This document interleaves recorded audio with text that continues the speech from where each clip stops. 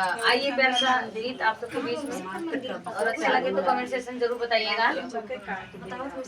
कि भोरवाई जा भाई गवनवा हमारे सखी, भोरवाई जा भाई गवनवा हमारे सखी, भोरवाई जा भाई गवनवा हमारे सखी। आए हैं लेने हमको बराती, आए हैं लेने हमको बराती, नहीं हर होई है सपनवा हमार सखी, नहीं हर होई है सपनवा हमार सखिया।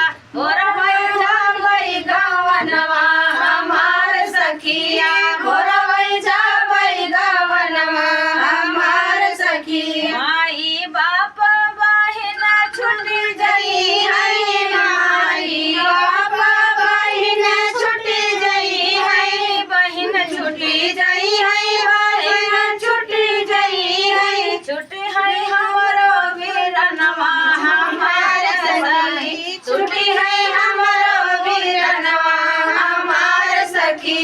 भोरवाई जा भाई गवनवा हमार सखी, भोरवाई जा भाई गवनवा हमार सखी। पिया जब देखी आई खोली घूंघटवा, पिया जब देखी आई खोली घूंघटवा, खोली घूंघटवा हो खोली घूंघटवा, गाढ़े में परनवा हमार सखी, परई गाढ़े में परनवा हमार सखी।